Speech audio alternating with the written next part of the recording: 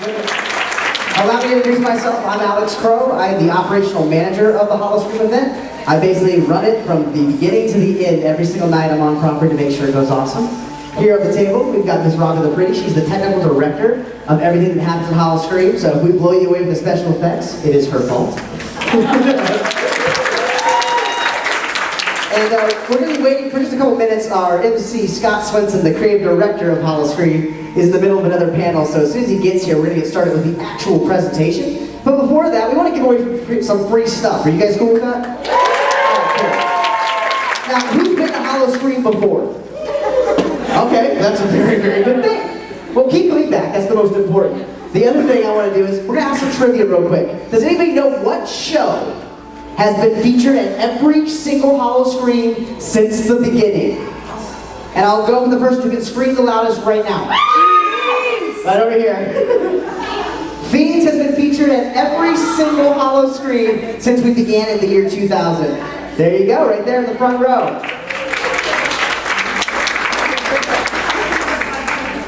All right, what house did we feature at Howl-O-Scream that was based around a gothic S&M skin-ripping techno music?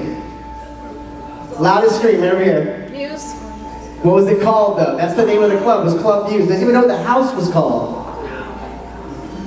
Right here? After Hours. After Hours. Very cool. We got a t-shirt for you featuring the 2010 icon. There's another question. Does anyone remember who the 2010 icon was? Ronnie, you can't answer. Sylvie, we'll go right here in the front. We got a t-shirt right here in the front too, Robbie. Alright, here's another one. What's one of our most famous sports that is famous for sliding across the streets, creating sparks and freaking people out? We're gonna go in the back, all the way in the back. The sliders, very nice. Alright, Dave, you got something for him? Alright, how about this? What was the first house to feature an icon ever at a Howl-O-Scream event? The first house ever at a Howl-O-Scream event to feature an icon. Here's your hint, it was the first year of our event. It did feature Scott Swenson as the icon. Anybody? What? Maybe you'll know, sir. What was the first house ever at Howl-O-Scream to feature an icon? Way back in 2000. Yeah, I know the answer to that. Guys, give it up for Scott Swenson. Also known as Dr. Livingstone. The first icon we ever featured at Howl-O-Scream in the year 2000 was Dr. Livingstone, and he starred in Dr. Livingstone's Haunted Jungle Trail. Now that Scott's here, let's get to the real interesting stuff. So thanks for putting up with my trivia. We'll give away more free stuff in a second. And Scott, take it away, sir.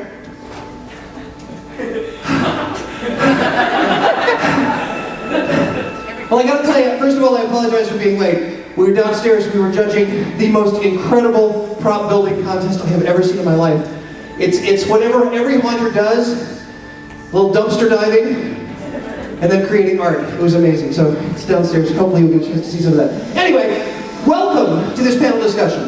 What we're here to do today is not only share with you a little bit about how we put together our event at Howl-O-Scream, but also give you guys a chance to see some of our props, our costumes, some of our color packages for some of our haunted houses, and to answer any of your questions. This is the first time that the three people you see pictured up there have ever done a panel discussion together. Now, I know my cohorts have introduced themselves, but I gotta tell you, these are two of the most wonderful people I've ever had the opportunity to work with. And we work together as a family, as most haunts do. It doesn't change when you're at a theme park. It's exactly the same way. Because let's face it, we see each other more than we see our own families.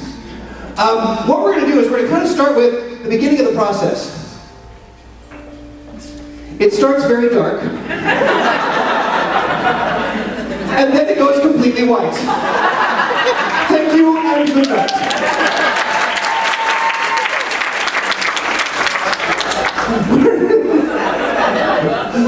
It's amazing. So where does it all begin? Yes, we actually do research. We do all kinds of research. Now I know you're thinking, what kind of research do you do for a haunt? And it's scary or it's not, yada yada yada. But what's scary changes every single year. What is in vogue changes every single year. And as a theme park, and really as any haunt, we have to keep building on that. We have to keep finding what is the new thing, what is the cool thing. So the kind of research we do is we look at what has worked in the past. All of us are at the event pretty much every night. So we're walking through our various haunted houses, our various scare zones. Just out of curiosity though, how many of you have been to Howl-O-Scream before? Yep. How many of you have never been to Howl-O-Scream? How many of you didn't raise your hand either time? It's always a couple, yeah. Sorry, didn't mean to insinuate you were a couple, but anyway.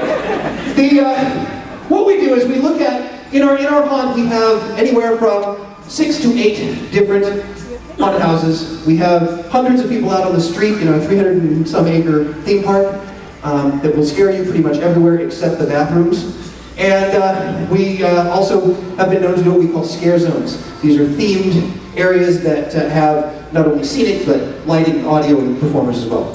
So, with that in mind, we look at, not only do we go to the event itself, we also do focus groups.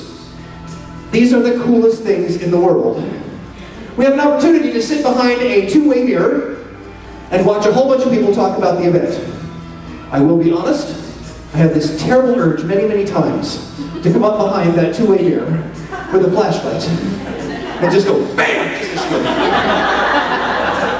I've never done it. But we listen to what they liked, we hear what they thought was cool, we hear what they think stunk, and to be honest, sometimes we walk out of there going, yes! And other times we walk out of there going, why? We also look at upcoming trends.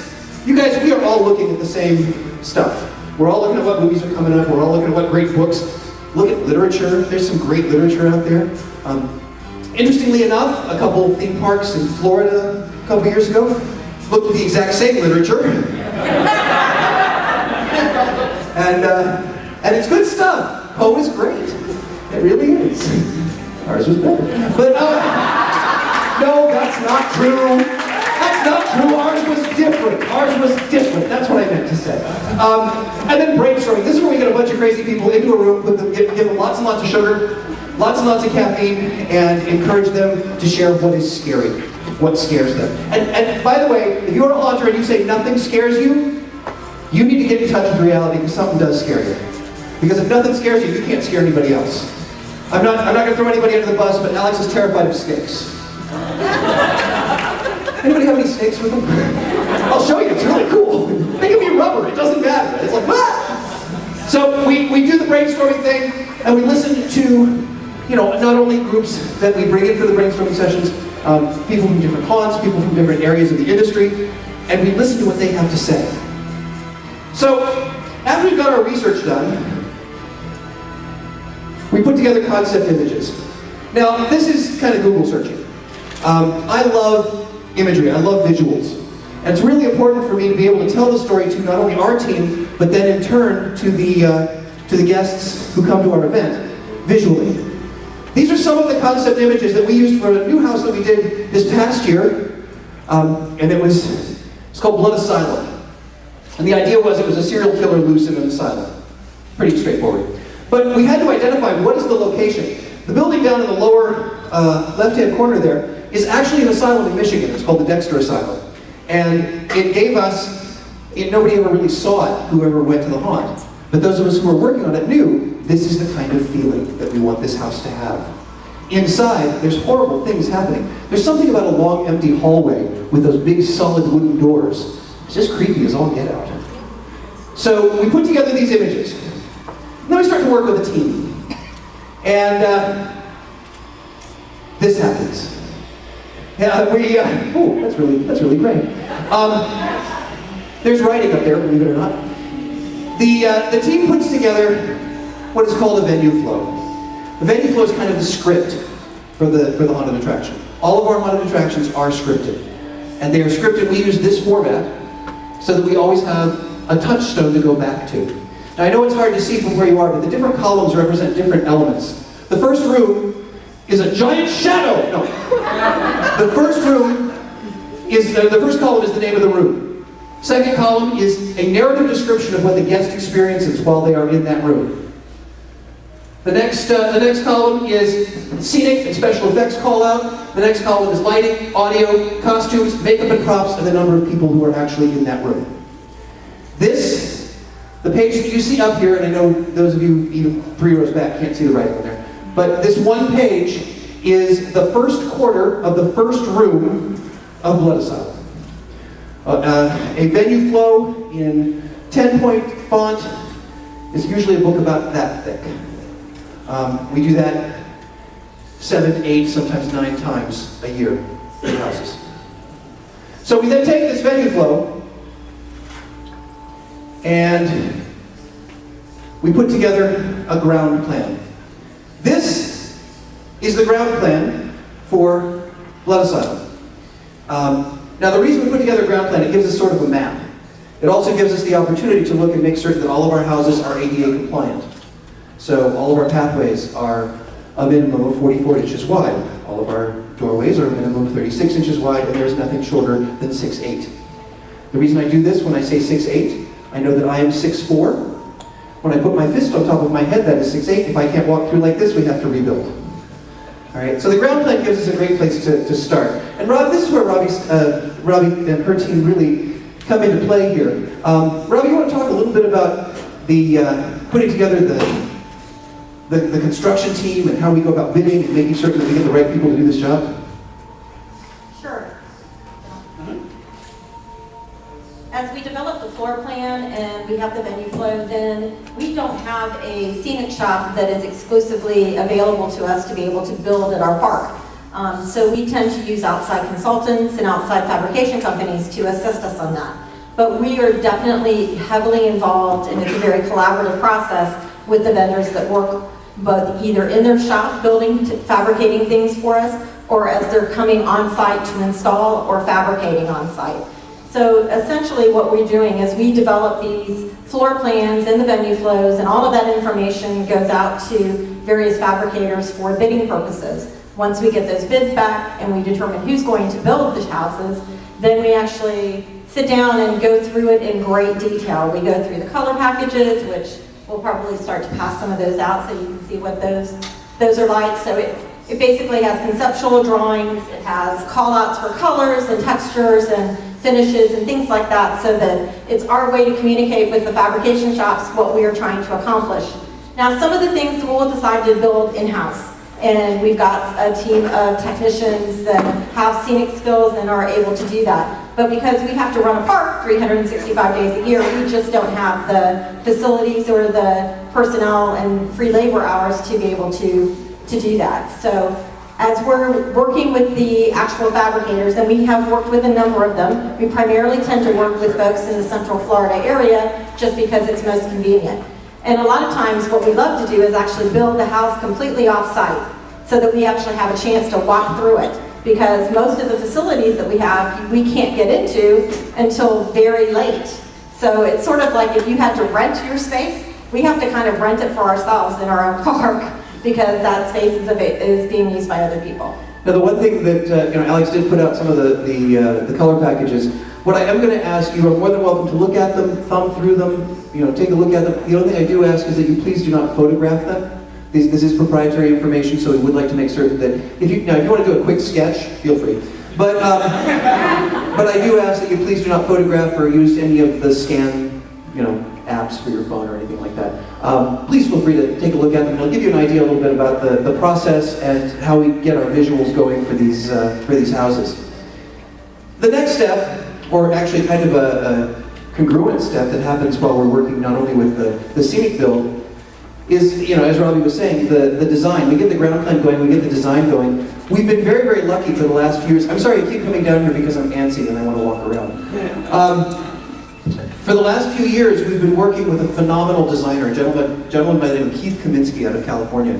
And what Keith does is he takes the words of either the venue flows that I've put together or any of our creative directors have put together, and he turns them into these drawings. And the thing that is amazing about it, how many of you are designers? Any designers out there? You guys, I have my hat's off to all of you, because the truth is, the thing that makes Keith so incredibly valuable to us is he can take words and turn them into pictures. And he turns them into pictures that nobody's seen before, except those of us who wrote the words. All right? So we've developed this incredible working relationship with Keith, and we can now speak in shortcut. which works very, very well for us. Well, we can move on to this while you guys are, don't worry, you guys in the back, we'll stick around till you all get a chance to see the color packages. Then with installation, as Robbie was saying, this is a challenge for us because we have a theme park that we have to run 365 days a year. So some of our venues are dedicated solely to Howl-O-Scream, believe it or not. We do have certain spaces in the park that have been built only for our Halloween event. They are not used for anything else at any other time of the year. We build our houses, they live there, they are stored there, and then when it comes time, we of course go in and chase out anything that is also in there. Sometimes we keep it in it makes it even cooler, but no. And then we go back and we go in and we repair, we tweak, repaint, clear out that scent that every single haunt in the world has. You know that scent. I think it's a combination of fog fluid and sweat. As we install, here's some pictures about actually the installation process. In this particular house, this was Blood Asylum again, and you'll notice that as things come together, you see little bits and pieces, you start to get treatments going, you see how the guts, the real strength of the building is, and then you add the fussy bits and the pretty cool stuff over the top. One of the most important things we've found is if you don't build a sturdy haunted house, it's not the guests that are going to tear it apart. It is your performers. Yeah. And they're very proud of that, apparently. They will pretty much beat the heck out of anything. And the reason they do that is because they're so into scaring our guests. Yes. So into scaring our guests. So we have to build it smarter and stronger than our performers, which gets more and more challenging each year. We obviously like to do things that tell stories. This is in the house where the asylum has been overrun by a serial killer. And he has clearly decided to take out his revenge, but he didn't really sever the head, he kind of twisted and yanked. So that's why you get things, again, by the way, if you are scenic people and you don't think you're storytellers, you should be, all right? Because what you see here, and I always pointed this out, I love to point this out, see the splatters on the walls? You notice that it's all of the same height? Because they clearly picked him up, twisted his head, and yanked it off. So the moment they twisted his head, the blood spattered around in a circle. Yeah, it's gross. But I will use one of my favorite Stephen King quotes here. If I can't scare you, I'll gross you out. I have no shame. Lighting, audio, and atmospheric. Incredibly important in a haunt. Lighting can make or break your haunt. And sometimes it requires high-end technical stuff, and other times it requires battery-powered headlamps. I'm not kidding. Some of the coolest effects, and I'm giving away huge trade secrets here. All the theme parks. Is there anybody from Universal here? Hi guys! We love you! Wait, put your hand up again. Look, he's always been working. Look at that. We caught him red-handed right there. All right. No, everybody uses those little red battery-powered headlamps. And the reason is, you can get them in places that you can't put a standard piece of lighting equipment. They're really cool, they're really cheap, use them. They're wonderful. They're focusable even. You can adjust them up. They're not because they agree with this. Shut up, Scott, we all use it. Audio. If you don't have a soundtrack, if you don't create the atmosphere with audio, you are missing probably half. And it's not that the guests are going to go through and say, "Oh, that sounded so cool." No, it creates an environment. Sometimes silence is the choice. Sometimes white noise is the choice. Sometimes music is the choice. And finally, atmospheric. We all love fog, right? Fog is cool. It's our friend. At Busch, we use it to create synthetic darkness. Because we can't do full darkness, but by doing fog, we can make it so you can't see what's in front of your face. The other kind of atmosphere, anybody use scents in their house? Scents? Yeah, I love them. I love using them. There is one that I cannot use though, it's called Scent of Death. But what's really funny is when we write these things, and we get, it needs to smell like musty earth, or it needs to smell like an antiseptic something or other, I don't know. From the verbal description, we get samples. those little samples for Percent Pops or some of the other groups that make sense stuff. And I'd given these little envelopes with little pieces, they look like cologne samples. Those little, like somebody sprayed on the little paper. And I smelled them and go, oh, that's right. Ooh, ooh. And when we got to Scent of Death, no lie, I had to stop. Sounds like a cat died under the front porch. Robbie, is there anything else you want to add to this process? I mean, we've talked a lot about the design concept. Do you want to add anything about the actual installation and how many folks it takes and the great team that we have? Well, one of the things to talk about in terms of installation, that's one of the things that we're heavily involved in, is the lighting and audio and special effects installation. In fact, Dave Faluka with our team, way back there, he's one of our experts on pneumatics and other special effects installations that we do in the park. But from an audio standpoint, back to Scott's point, is that, you know, a lot of what we do are point source sounds. So we may have a music bed that's playing in the background for each of the various rooms, and we try to make sure that one sound isn't bleeding into the next room, so you have a very distinctive, you know, musical track that's for each vignette or each scene in your storyline. But point source sounds allow us to provide a number of different things: a startle scare, a way to save a performer's voice, because we've got 8 different versions of a scream. So each time that they are able to trigger that point source sound from a speaker that might be either underneath, you know, the wall in front of them, or might be nearby, you know, we have other ways to trigger that. It might be a switch or a foot switch, or it might be a hand switch, it might be an infrared breaking a beam, so as guests go by, it might be a pressure pad that guests are going to walk on as they pass by, but it allows us to, A, save the performers' voices and give us a lot of diversity of sound for that, but it also gives us those startle scares that people didn't expect. So that's something that has been extremely effective for us. In fact, we've seen that, you know, that idea be used in many other ways in many other haunts very effectively as well. Very cool. Sorry, I was just taking a video of you all. If you guys want a fun thing to do, since this is a behind the scenes, so I want to give you something fun to do when you come to our park as a guest, and it kind of involves audio.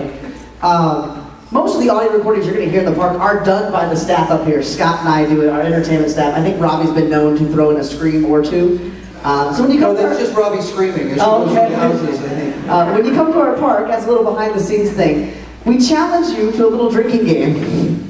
If you can hear one of our voices, take a drink of water to be safe. Yes, because they may not be all over the age of 21. Correct, they may not. If you are invited, take a drink when you hear one of our voices. If you can still say hello and walk up to us by the end of the night, we'll give you a prize. Yeah, it's sort of like a cross between beer pong and Where's Waldo. You know, it is true, and the thing is, I will be honest, a lot of them. It started actually with me doing a lot of them, and it wasn't that I was that good at it. It was just that my office happened to be next to the recording studio. And our recording engineer would say, okay, Scott, come in, listen to this. I want you to hear, you called for somebody vomiting. It's a true story, by the way. You called for somebody, the sound of someone vomiting. And he played like 3 different things, and they were all, you know, they're hokey as heck. And he says, what do you want? What do you want? He got real frustrated. And I said, I want something that sounds like this. He said, great. He dragged me into the studio.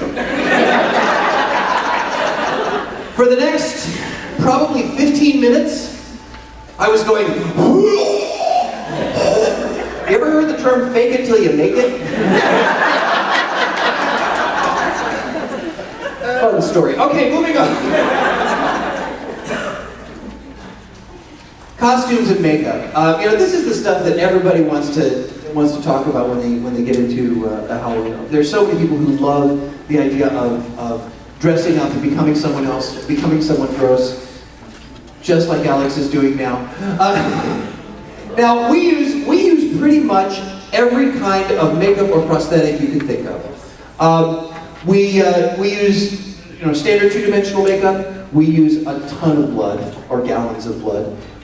We use the watermelon product, which is downstairs. If you have a chance to stop by, it's amazing. It's truly incredible. All of our masks, we finally got to the point now where we are shifting we've almost shifted completely from latex to silicone. And that's because silicone, for those of you who are familiar with it, it gives you great just a great sense of reality. They're also incredibly warm, unfortunately, but we are lucky enough to have a team that builds all of our silicone masks for us. Alex is wearing one and is going to take some out, and I'm going to put one on too because I'm going to let him have all the fun. But the majority of our silicone masks, I can use these as kind of an example, and I'll show it to you in greater depth when I walk around. But the majority of our silicone masks, to help reduce some of the heat buildup, are made on mesh. Yeah, I'm giving away secrets again. They're made on mesh hoods so that they breathe more. Wherever you see hair on one of our masks, quite often they've put a vent in it so that it helps them breathe.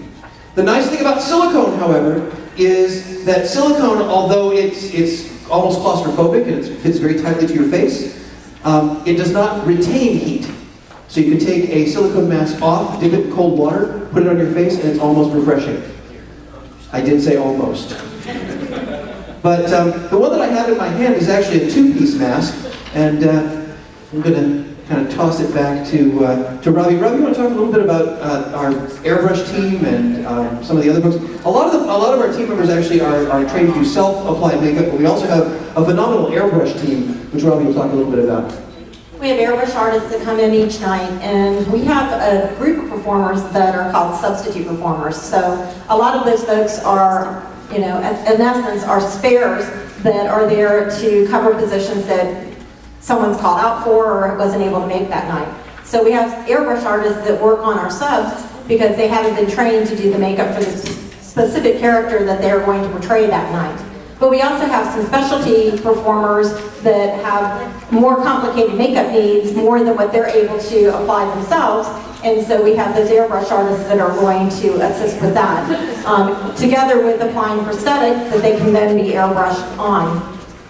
And there we have the lovely.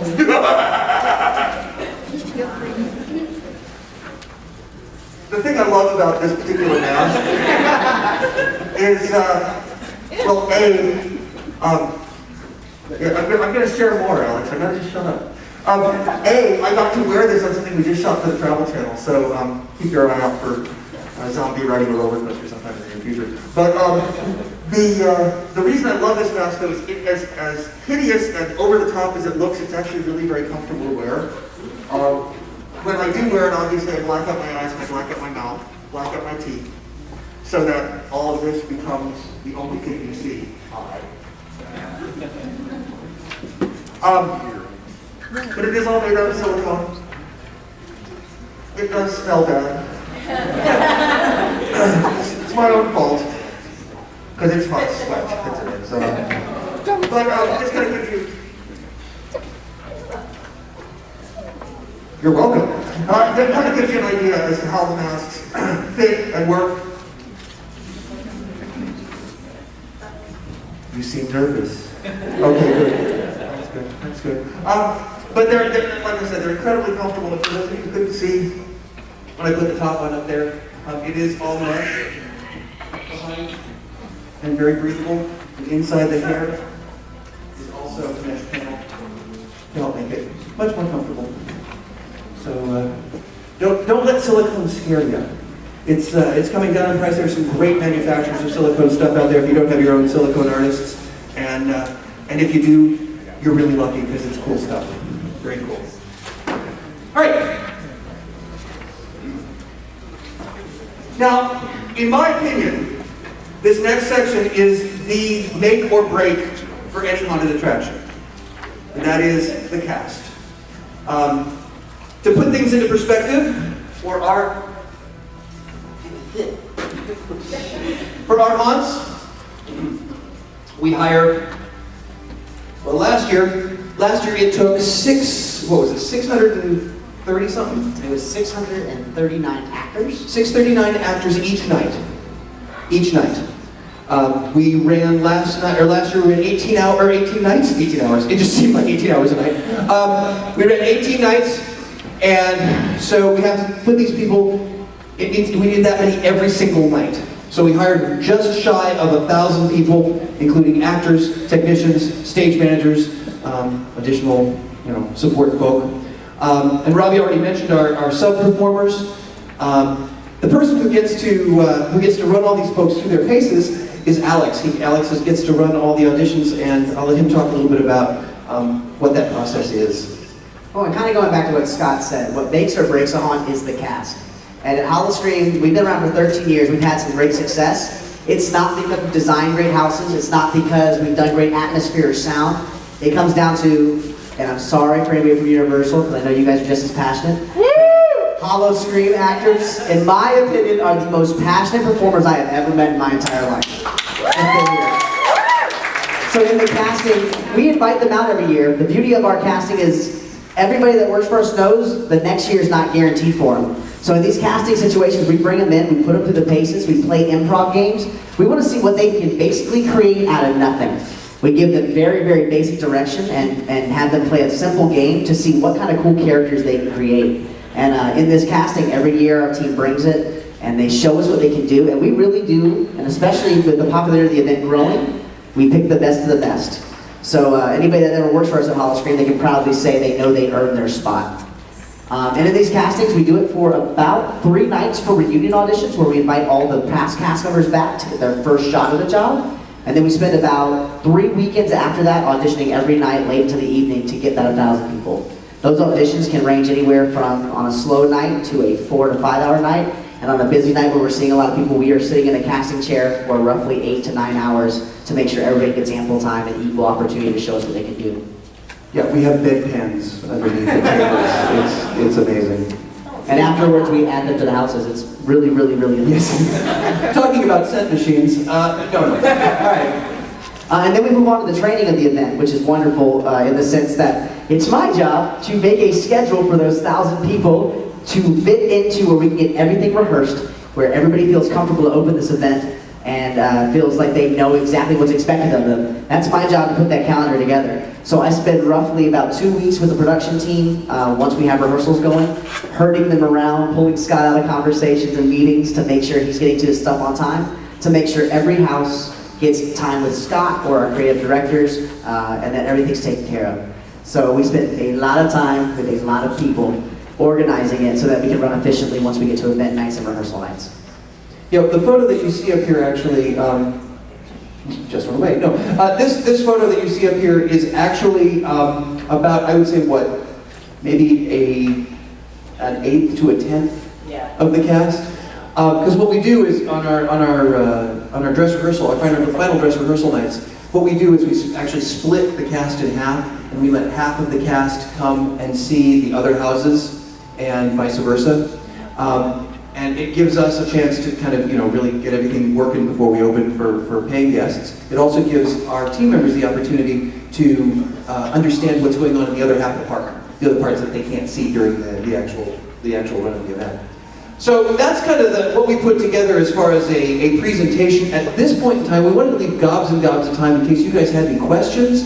And between this panel, we can pretty much answer anything except what is the theme for this year. Just thought I'd clarify. And no, you can't ask, so Howl-O-Scream costs how much to produce exactly? We can't answer that question either. Well, we can, but it'll be some wise guy answer. So, but if there's anything you want to know about how we approach haunts, how we approach the creative process, anything that we've done in the past, please feel free to ask. Anybody have any questions? What a knowledgeable group. Yes, yes, my dear. Hey, how do you guys get your test panels? How do we get our test panels? Yeah. You mean for things like focus groups and that sort of thing? Yeah, focus groups. For the focus groups, we actually use an independent organization that puts together a group of folks based on our criteria. And we do focus groups with people who have been to our event and people who have not been to our event. So we look at both. The reason we use a third party or an independent party to facilitate those is so that we don't sort of steer them. We don't say things like, so would you like to see a really crappy haunted house about this, or a great haunted house about this? Because that's what we really want to do. So it's, and they take place, we've done them either right after the event, or we've also done them as much as 5 or 6 months after the event to find out what people remember. We break them down into different age demographics, And there are also, I believe there's also ways to do that online. It's a little more cost effective. There's some companies that will do that online. I don't know the names of any, but I have participated in some of those. And then, oh, that's right. We also do another form of gathering information is surveys. How many haunt owners actually survey their guests as they exit? Other than Universal, because I know you guys do it. Anybody? A couple in the back. That's great.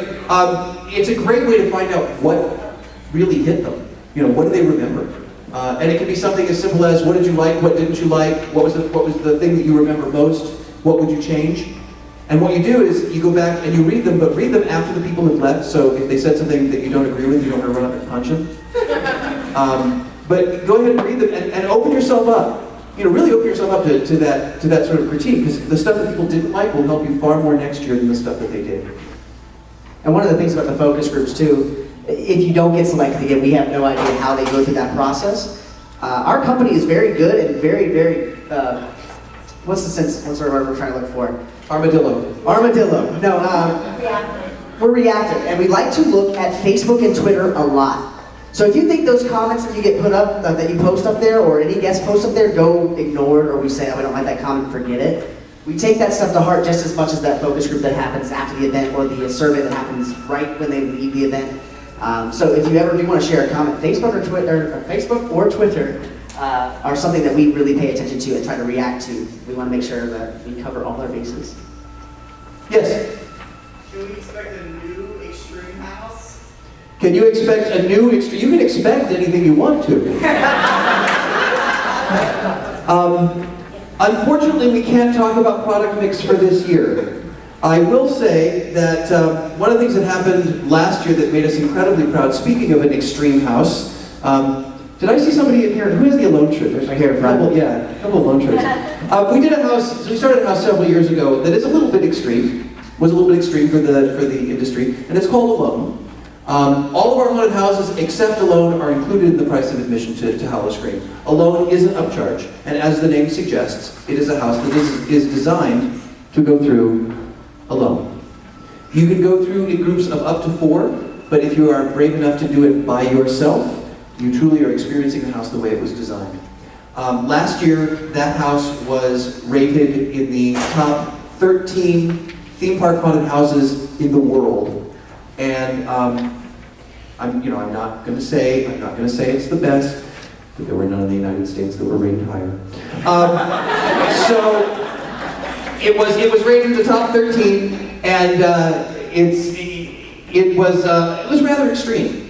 Although I cannot say, I can neither confirm nor deny, but what I can say is we have taken what we have learned with Alone, and we will continue to build on that experience in whatever way we can. So, yes?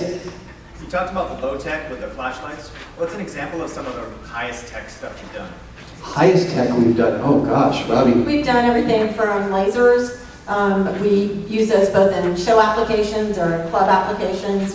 And in actual haunt applications where we're trying to create a specific kind of lighting effect.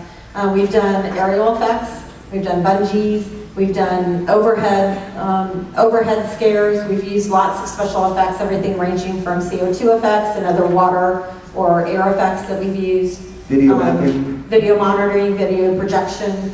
A wide variety of specific kinds of effects. But those are icing on the cake. That is not the bread and butter of what scares people. What scares people are our performers and the abilities that they have to misdirect or to come in and startle our guests, because there is not an effect in the world that will do a better job than a great performer.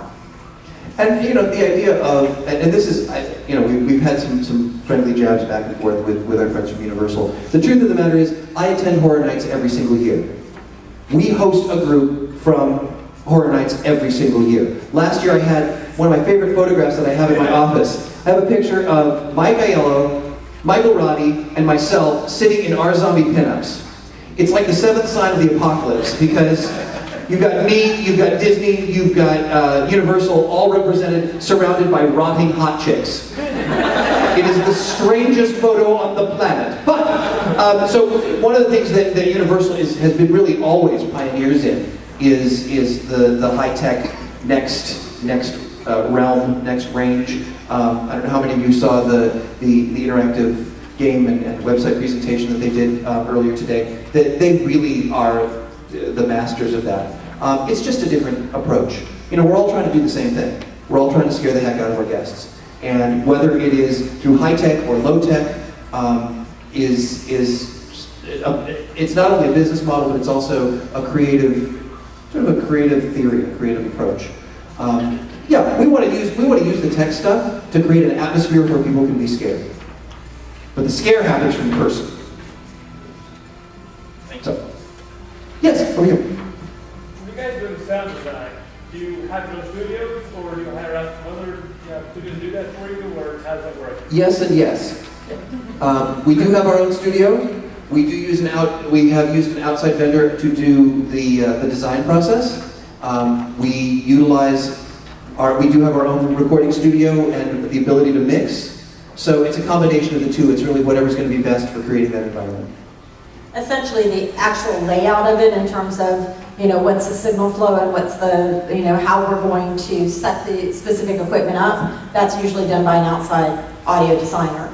Then we're installing it with our team under their direction with master, you know, audio installers, and then our recording studio is actually, I would say 98% of the material is actually recorded and edited in our recording studio and then used in the specific houses or in the park audio. Any other? Are you an audio studio, audio mixer kind of guy back there? Is that? No, I just built with the program way back, like 13. Yeah. No, I was just gonna say because give me the card. Yes, over here. On the same topic with tech and lighting, I know that you guys are fit out the construction of the houses. Is your lighting design, does that go with that same company, or is that all handled internally and installed? It's different companies. You know, the audio fabricators rarely do any of the electrical work. We do have a lighting designer that we work with that's part of our production team, and that is an outside consultant to us. But the audio install is done by, the majority of it is our in-house technical team with some master electricians that help with that. But then we're also doing a lot of additional lighting that's over and above the new house lighting. For the majority, their scope of work is just the new house lighting. Most of the atmospheric lighting and the rest of the lighting that's done throughout the park is done by our in-house teams. Yeah, just to kind of go back to the very beginning of Howl-O-Scream, 14 years ago, we put together an event, and the way we actually went out to figure out how to do it is we looked at theme parks and we looked at independent haunters and we looked at home haunters, believe it or not. And when we were first kicking it off, we decided what's the best, because sometimes just being scrappy and just finding a cool thing that works is the best choice. Sometimes you have to go out and find those special people, those experts, to take you to the next level. When we do hire outside vendors and contractors, it is not at all turnkey. We don't just say, here, do this for us. We work with them. It is a joint venture. And so that's why we continue to grow our team, certainly from a conceptual standpoint. And we get a chance we learn more, they get a chance to work with us, so they expand their skill set as well. Any other? Yes? What's the process of developing merchandise for your event? The process of developing merchandise for the event, that's, it's interesting. The majority of our merchandise, are you wearing a hoodie? He sure is. I love that hoodie. That's my favorite hoodie we've ever done. Stand up, show everybody. Show everybody. This is the coolest hoodie we've ever done. It's got the eyeball rose on the back. And look at that. Give him a round of applause. Funny story about that hoodie. When that came into our merchandise department, both Alex and I were trying desperately to be the first one to purchase it. Guess who won? No, as far as merchandise design, it starts with our marketing team. They work on the marketing plan. The house. We also share the house design, the house concepts, the logos for each of the houses, any of the scare zones that we've done, any of the shows that we've done. We share that with our merchandise team as well. They then take all of that information and send it off to their buyers. And the buyers that are for our park, the buyers actually are in our corporate office here in Orlando. So they take all of that and decide, okay, what's going to work, what's not going to work. Obviously, in our park, Over the years, the Naughty Nurse shirts sell incredibly well because of our theme show. If we have a compelling image like the eyeball rose, there are multiple shirts done. If we have a less compelling image, we have a few shirts left over. Yeah. Gone but not forgotten. Who didn't get a shirt? Anybody not get a shirt? Here. All right. So, and then we also fill in that with some additional just Halloween. Sorry, baby. We fill in some additional just Halloween merchandise. One of the things that we did, we have, excuse me, over the last couple of years, we've actually expanded the amount of merchandise we have, specifically associated with Howl-O-Scream. We've done everything from teddy scares to some resin stuff. We have a dedicated store in the park that is just Howl-O-Scream. And then this year, can I say this? I think I can say this. This year we have, we're actually adding a second Howl-O-Scream store because of its success. So it'll be a Howl-O-Scream store Prime and a Howl-O-Scream store Sunset. Did that answer your question? Okay, cool. Yes? What happens to past scenes and themes of houses? Does that get recycled? Does it get auctioned? Does it get thrown out? We actually... Ends up in my office. We are masters of repurposing. We have, we have actually taken multiple years of multiple shows and revamped them, repurposed them, and reutilized them in a different and unique way. Some of that is driven by, simple economy. We have no money, we need to do a new scene, and we have to find a way to do it. So that's a part of it. Part of it is because, we find something that we know can be reutilized in a different way. But when it comes to the end of its life, then there are times that it's actually going. And by the time it gets to that end of usable life, there's really nothing usable left of it. So it does go into a dumpster for the most part at that point.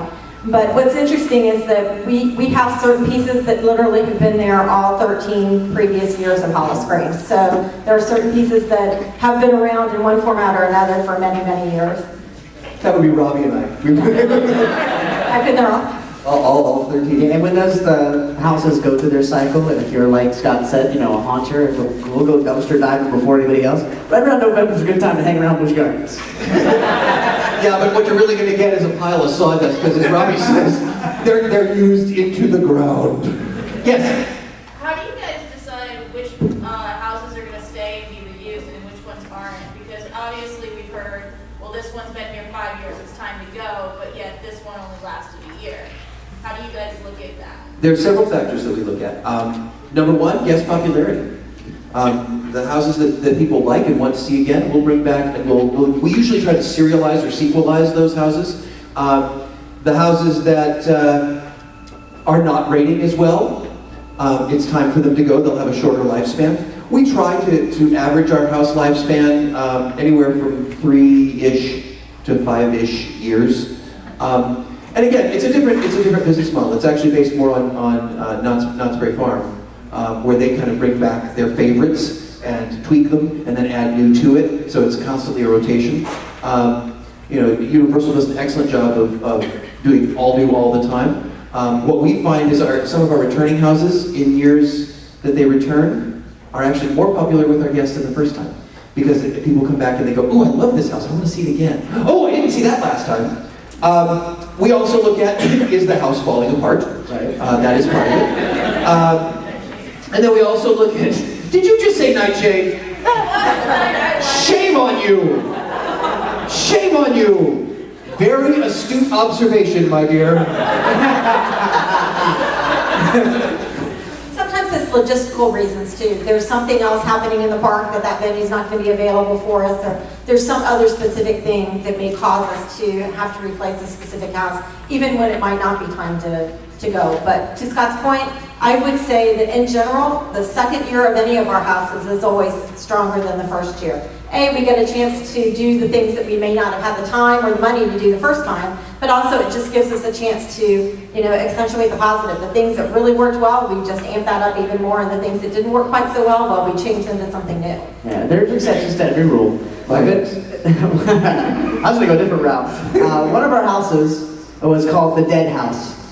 And I was a big fan of this house. How can a sorority slasher house go wrong? Girls jumping on beds and stabbing people. Delta Epsilon Delta! Woo! First year, it wasn't so hot. We're like, let's give it a second year. We're gonna try it out. That house wasn't broken physically, but after the second year, we definitely heard from our guests. So going back to, we want to listen to what people are saying. That house just didn't work. It was time for it to go. So again, we look at budget, we look at see where we're at, and sometimes that decides where we have to go with a new house. Yep, yes sir. What was your most, outside of a loan, what was your most successful and your most dismal house and why?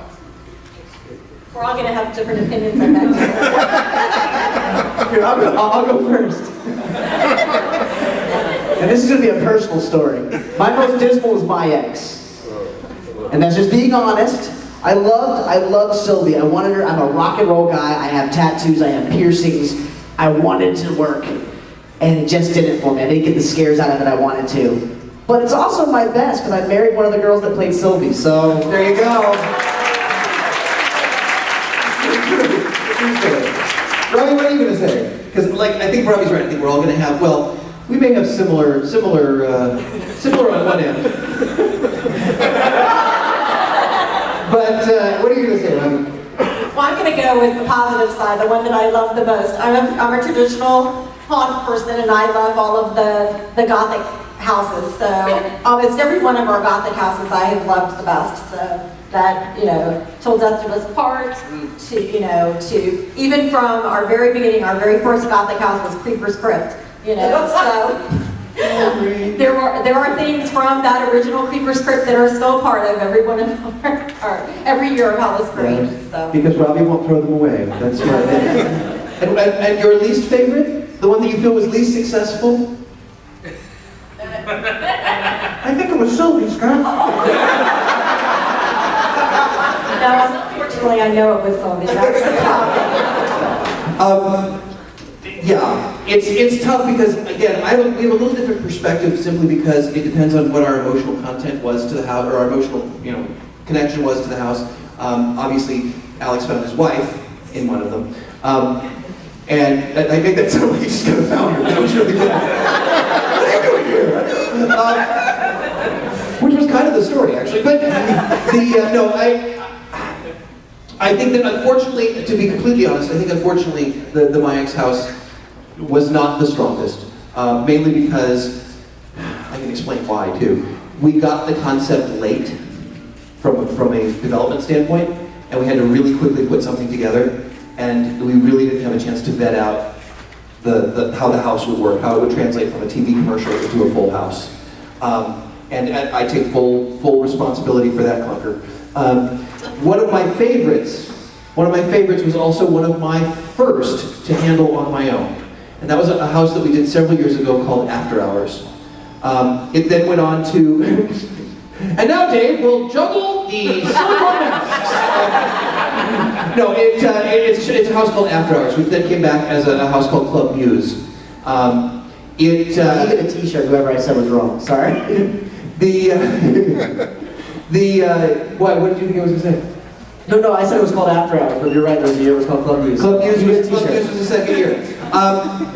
With After Hours was a house that we were given the challenge, if you could do anything, if you had no guide rails, what would you do? And the concept for After Hours was, as the name suggests, an after hours club, sort of a contemporary goth style club, that people, when they got into the VIP section, they were actually murdered and their body parts were harvested to create artwork. And it was one of those, yeah, I know. Art equals pain. Music plus art equals pain was scrawled on all, or music plus pain equals art, sorry. Music plus pain equals art was scrawled on all the walls. It was a dark and sinister and just sick and twisted house. And I thought, I'm going to write this and they're going to say, no, you can't do it.